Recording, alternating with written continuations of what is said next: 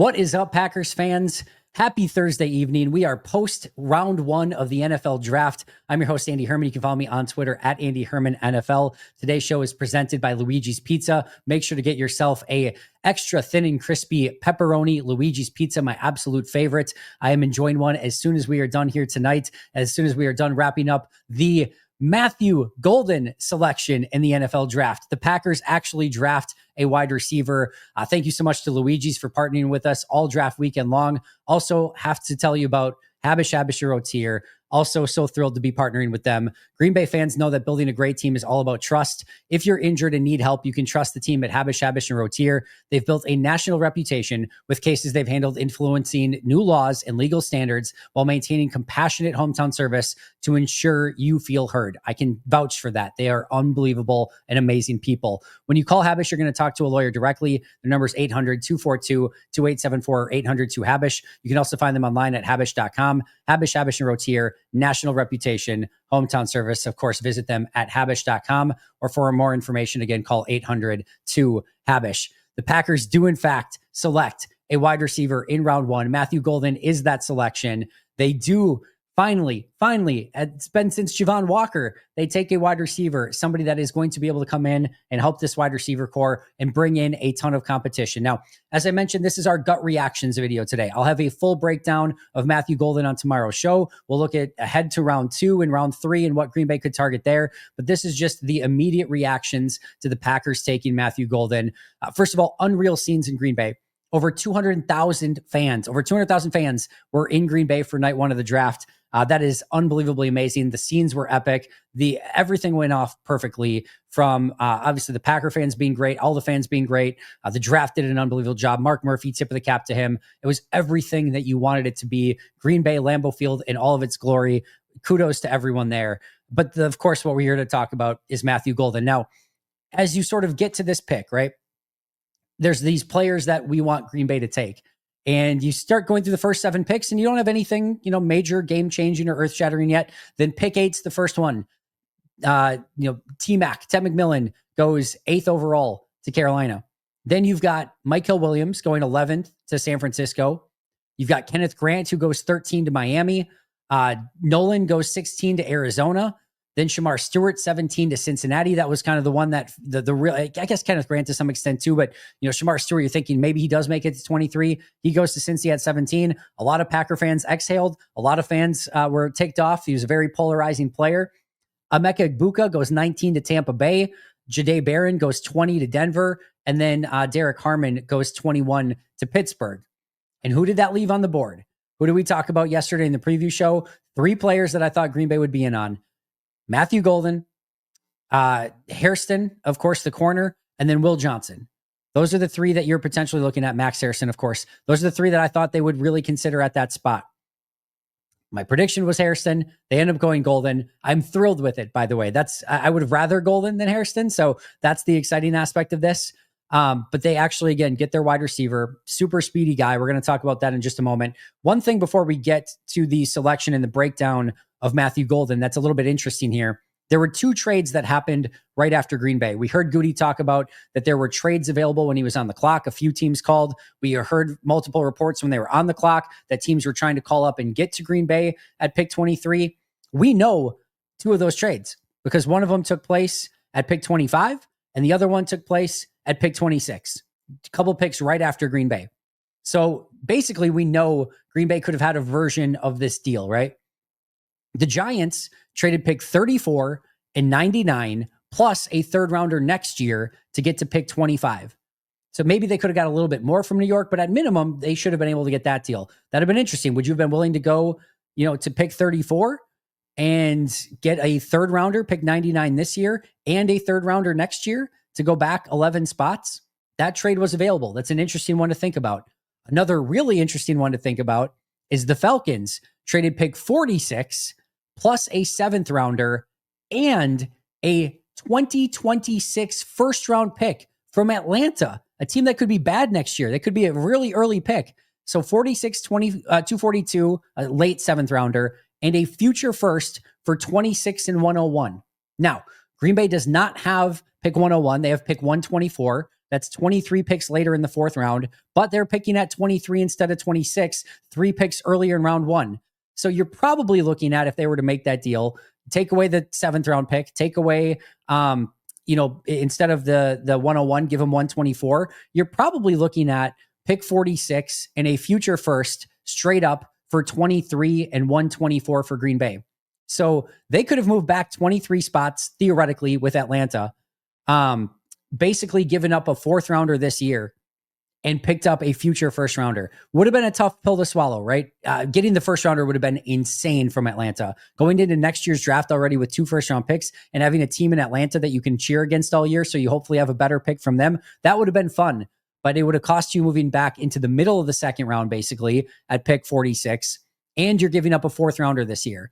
So now you've got 2 seconds and a 3rd with no 4th round pick this year. That would have definitely hampered the ability to get impact players this year.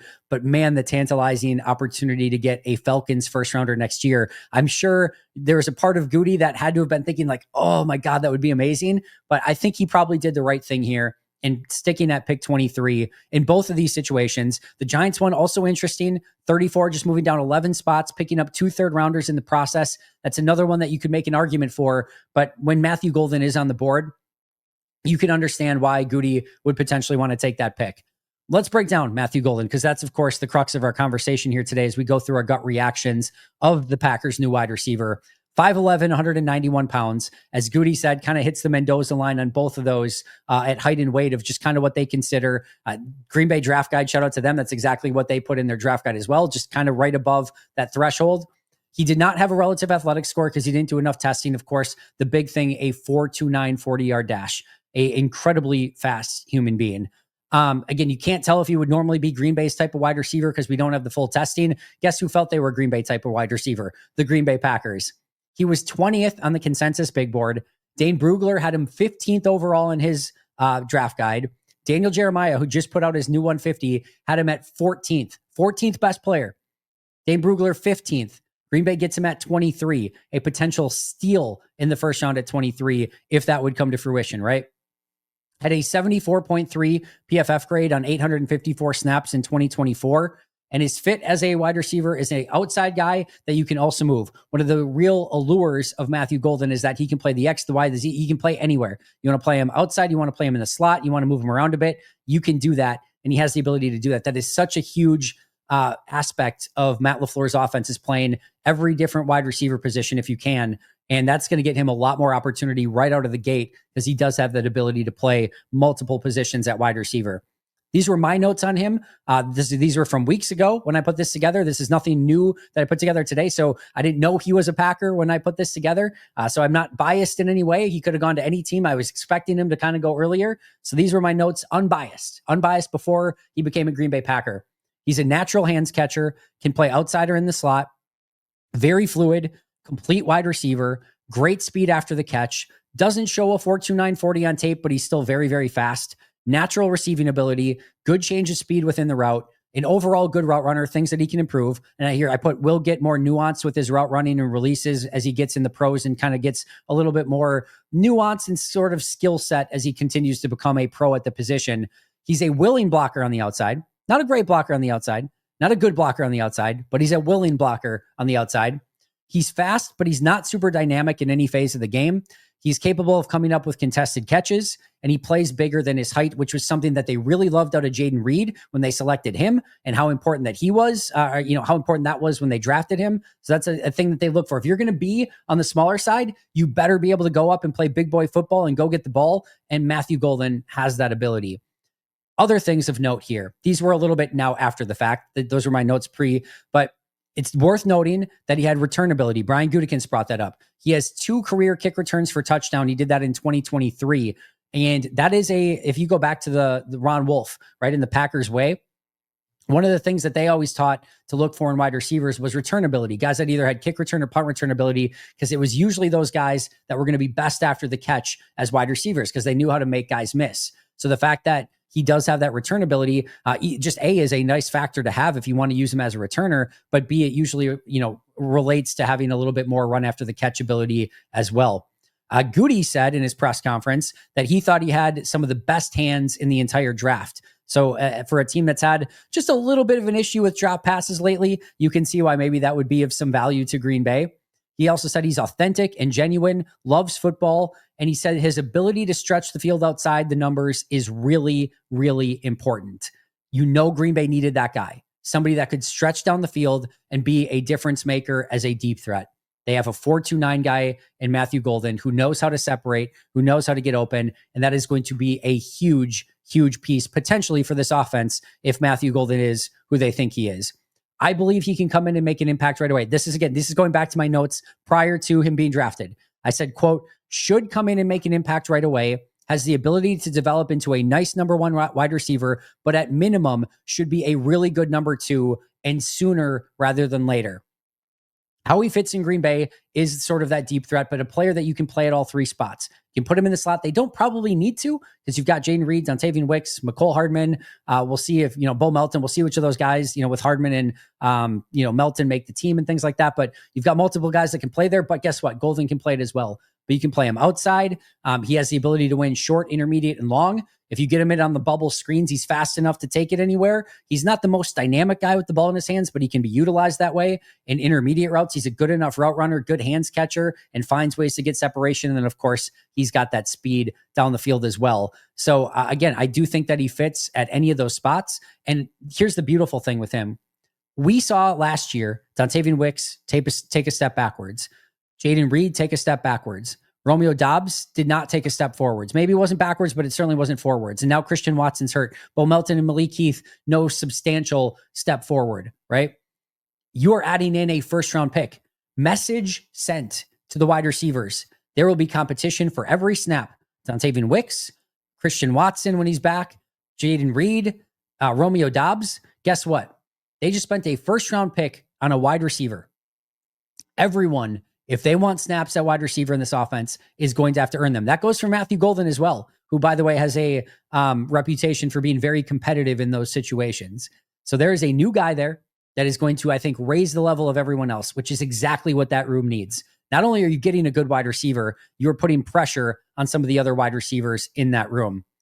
Love the pick for Green Bay, especially what was left on the clock. I would have been interested to know what it would have been, what it would have taken to get up to maybe 17 for Shamar Stewart, maybe 20 for Jahdae Barron, maybe 21 for Derek Harmon, a couple spots. I would have been interested in that, but really hard to be disappointed with the selection of Matthew Golden. And based what was on the clock, at least for realistic, I would have loved Donovan Ezeraku. I don't think that was ever really in play for them. Based on realistic options, this was by far and away for me the best option for who was there. When it was on the clock, in my mind, I'm going, please be Golden, please be Golden, please be Golden. And thankfully, it was Matthew Golden. I think he's going to be a very fun player on this team. A lot of competition at wide receiver, gets you a deep threat. This is going to be a very important piece in the short and the long term for Matt LaFleur's offense.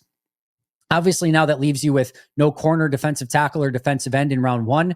Some players to keep an eye on tomorrow. Defensive end Landon Jackson, Donovan Ezeraku, JTT from Ohio State to Omalu, I should say. Braden Swinson, Nick Scorton, and Jordan Birch at defensive ends. Defensive tackles, Darius Alexander, Alfred Collins, and TJ Sanders. And then corners, Will Johnson, Trey Amos, Benjamin Morrison, Savon Revel, and Azare Thomas. Those are some players to keep an eye on. Will one of those players be there? You've got about, 22 picks before you get to Green Bay's. So you got 1, 2, 3, 4, 5, 6, 7, 8, 9, 10, 11, 12, 13, 14 guys I just mentioned. So you got to dodge a few bullets there, but hopefully there's a handful of guys from that list we just mentioned that are still available in round two for Green Bay, with some quarterbacks out there, some good tight ends, some really good wide receivers that are going to go probably pretty early. There's a good chance that there's a couple of the guys that we just mentioned that are still going to be on the clock when Green Bay gets there, pick 54. Of course, Green Bay could always trade up as well. That's going to do it for me for now. This is my gut reaction video to the Packers selecting Matthew Golden, wide receiver out of Texas. I'll be back tomorrow breaking everything from the first round down and looking ahead to rounds 2 and 3. Shout out to our All-Pro and Hall of Fame members, Mo State and Minnesotan, PJ Wynn, John Wild, Brandon Paletta, Boom Handle, Donald Lee, Lori Lord, Baby QB, David McCluskey, Donald Decker, Alex Wong, Peter Ritaka, Jay Zimmerman, B. Brown, Puerto Rican Packer, Dan Gessford, Dylan Patscott, Bobby Santoro, SoCal Pack, Chris Rager, Izzy Roberts, Ian Ewing, Razul Douglas Time, Jake Koner, Carla Delgado, Willie Winkle-Stinkle, Jen Wright, Ian Hool, and Matt Geiger. I'll see you guys tomorrow morning, but until next time, and as always, go Pack Go.